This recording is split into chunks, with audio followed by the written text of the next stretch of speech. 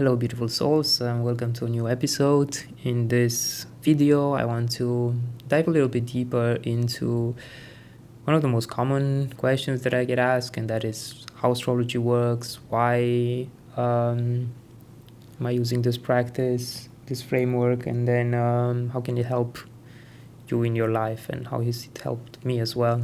Yeah, let's start this with the acknowledgement that nothing is random in this reality, right? I mean, we can see that everything is based on patterns, on ratios, on mathematical formulas, right? And we can notice this from the molecular structure of things, through the codon rings in our DNA, to the shapes that we see in nature, right? All these beautiful, intricate designs, to the movement of the planets in the sky. Everything on from the smaller scale to the larger scale is following these ratios and these patterns, right? But because time and space are interlinked together, they're connected, it means these patterns are not only in space but also in time, right? Hence why everything is bound by the laws of synchronicity. So as you can see, there's an order to this apparent chaos, right? And when we attune ourselves to these subtle layers, to this divine design, we can start to observe, to understand, decode these patterns. And one way that we do this is through the archetypes, the universal archetypes that live in our collective unconscious, and they're the ways that we interact with the greater forces at play, right? And in the sense, basically what astrology is, it's an archetypal language that helps us to understand and to decode these laws of synchronicities and these universal patterns, right? So what it does to us is it helps us to reveal the architecture of our inner world, right? To validate our experiences, and provides us with a perfect framework for transformation in our lives. And because astrology is just a language, it means that any astrology system that you use, be it sidereal, tropical, or Vedic, or even any house system that you use, like whole sign, Placidos, whatever, the archetypal meaning is the same, right? And you can see in this example too, if you take English and Spanish, for example, the words are different, the spelling is different, the pronunciation is different, but the meaning, what we're trying to express, is the same, right? And this is how it is with astrology. It doesn't matter what system you use, what language, the underlying meaning, the underlying archetypal principles, those patterns, that design is the same, right? And how this works is through energetic resonance. So there is an energetic resonance between all the pieces at play, all these archetypes that we can see, both in our psyche and in the cosmos. So in a poetic way, as above, so below, like the dance of the planets in the sky mirrors our own hero's journey. And so this takes us to what is the natal chart. Well, your natal chart is the moment you took your first breath, there was a specific energetic imprint, a specific locus on consciousness, right, that holds an energetic resonance to certain patterns in time and space, right? And these are translated through that birth chart, through the position of the planets at the exact moment in time and space when you were born. So this chart for me represents your potential. It is an archetypal potential. It doesn't describe you as much as it is showing this architecture of your hero's journey, right? So basically, this is this interplay between fate and free will. Like, we have free will, and that chart only gets animated, comes alive as your consciousness moves through it. This means through your decisions, to how you approach life, to how you respond to life. And in this sense, I don't feel like astrology is deterministic, right? And we can see this in the simple example, like recently I had a session with a good friend of mine, and she has a twin sister that was born just a couple of minutes apart. They were born a couple of minutes apart, so that means their charts are almost identical. The only thing is 1 degree of their ascendant that is apart. So in archetypal terms, you can look at those charts as being identical, but then their lives are completely different, right? And it was actually a very interesting experience to have this conversation and to observe how that potential got manifested into two different ways. And looking at it reflectively, we can see both their journeys in that same chart, right? So again, it shows your autonomy, it shows your freedom of choice, it shows that how you approach life creates the reality that you experience. Okay, now let's look at it in the practical way. So I mentioned earlier that astrology is the perfect framework for self-development, right? Now, why do I feel that? Is because it, in a way, it helps you to see life in an evolutionary perspective. And what does that mean? Well, to see life in an evolutionary journey means that you take full responsibility for your life. It means that you recognize that any trigger, challenge, relationship, circumstance that you navigate has an existential meaning, and it is specifically designed to help you meet deeper parts of yourself. Is the exact medicine that you need for growth, right? So this helps shift that paradigm from the victim mindset of like life is happening to you and it's a challenge that you need to survive, navigate, to life is happening for you and it's actually a gift that helps you expand, grow, and meet deeper layers of yourself. So by looking at the chart, this potential, you can notice and you can observe, reveal the karmic imprints and the sabotage tendencies, the wounds and the deep soul desires that all get reenacted in childhood, in your early developmental stages, because these are the specific wounds and life lessons that you came here to heal and experience. And through these experiences, they shape you in the person that you need to become for the medicine that you're here to share, for the gifts that you're here to share. And we can see like the whole spectrum in the chart, right? Each one of these archetypes, each one of these placements in your chart holds the whole spectrum. It holds the karma, but it also holds the potential and the gift that is awakened by going through that particular challenge, by embodying the higher version of that archetype. So each archetype has a shadow and a gift frequency, right?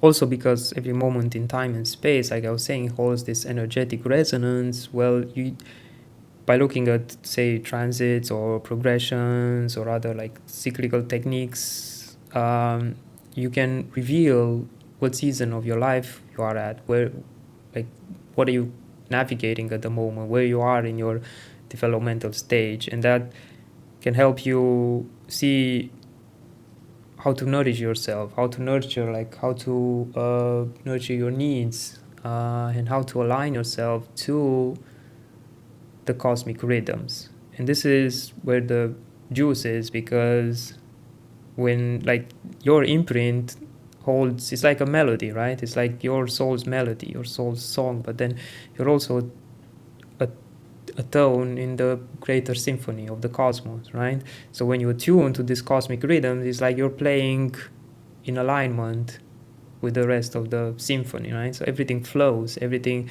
the people that are meant to come into your life, the circumstances, the opportunities, everything comes in alignment at the right time, in the right place, and just life flows. It takes you like a nice rhythm, like a well-attuned orchestra, right? When you're not, then it's like there's a discrepancy, right? Like things feel misaligned. And then it's like, imagine like two waveforms, right? When you align them perfectly, it's everything is in sync. When there's not, it's like that's when it feels like life is just... Also here I want to emphasize that there is no bad placement or transit, right? Your soul specifically chose the exact moment in time and space for you to be born, for that particular blueprint, right? For that particular energetic imprint, because that is exactly what is supporting the mission, the medicine, the gifts that you're here to share. And for me, it's like, as a small parenthesis here, you think about your medicine, it's you. Like, you are the medicine, you are the niche, you are the gift. All you need to do is embody that authentic expression of yourself, right?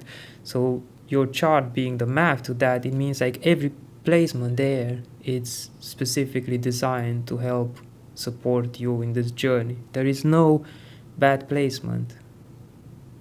So when you look at your chart, instead of approaching things of like, oh, I have this planet in this sign and it's in detriment, or it's in fall, or oh, this is not good, I'm like, no, your soul specifically chose that. So just think about it. How can you cultivate, harness those two archetypes together in a way that is supporting and empowering you, right?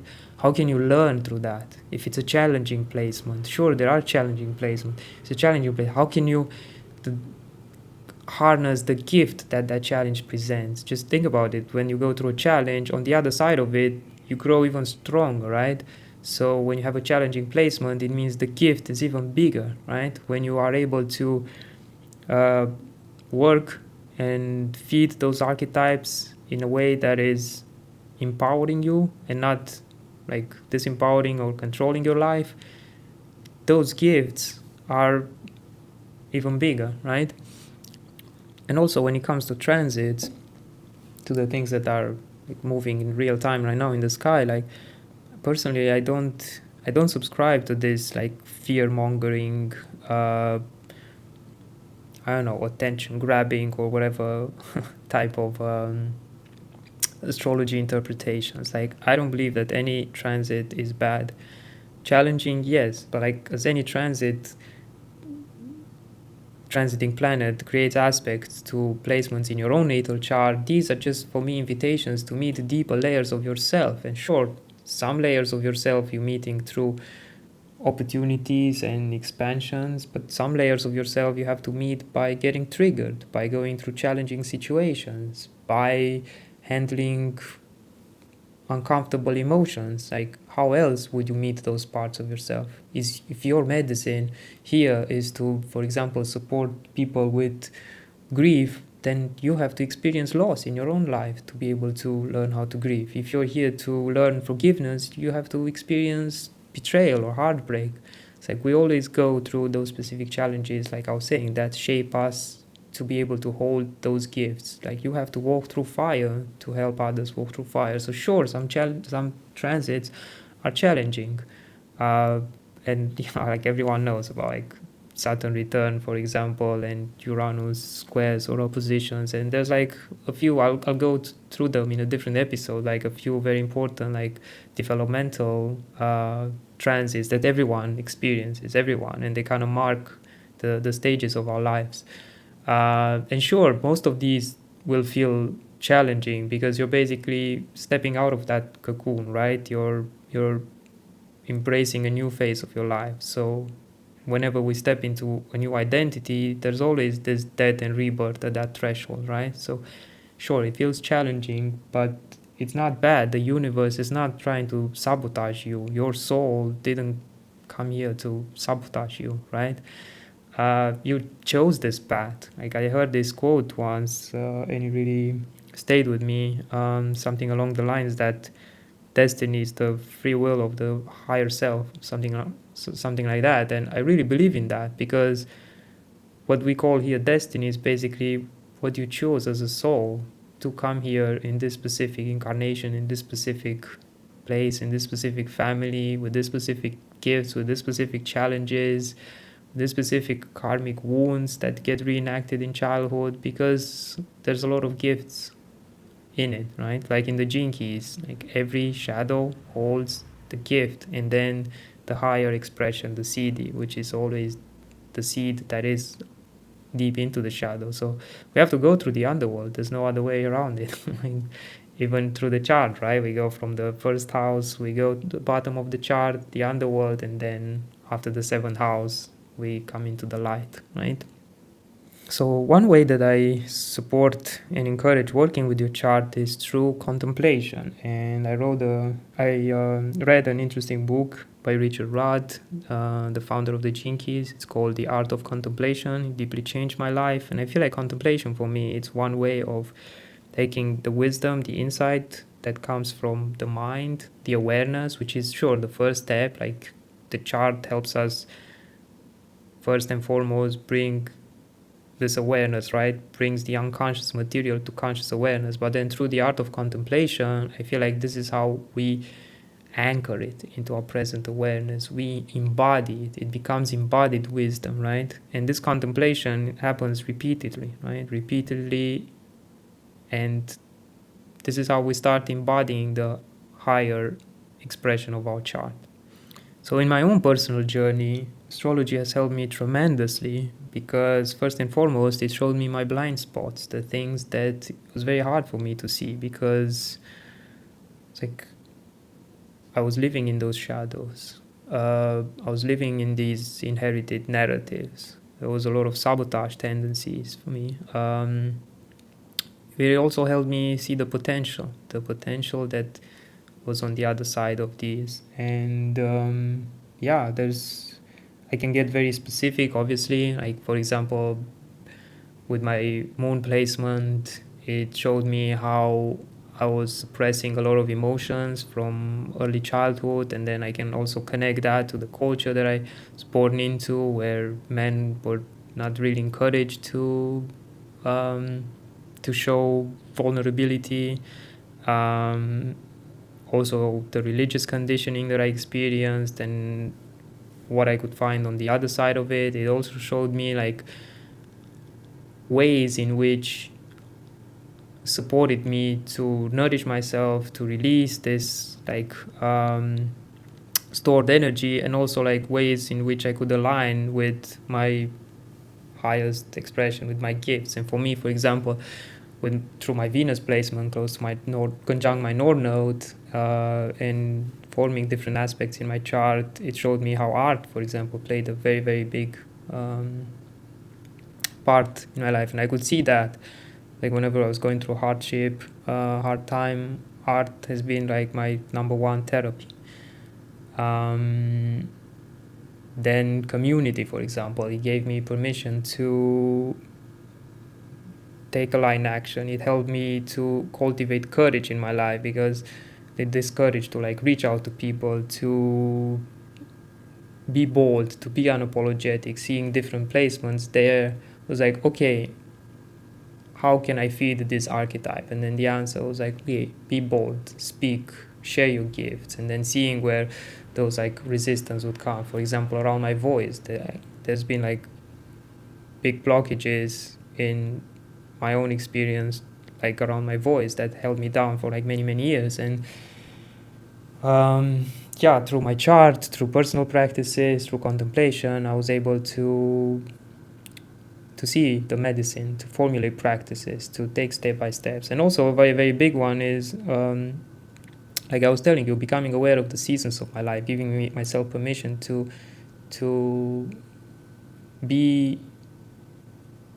follow my body's rhythms and my life's rhythms. For example, when I arrived in Bali, I came after 2 years of my progressed moon being in Libra, being very social, and I was like, okay, continuing on this narrative, but then my body needed rest. My motivations and my instinctual drives started to turn inwards more. Like I needed to discover deeper things about myself as my moon moved into Scorpio for 2.5 years.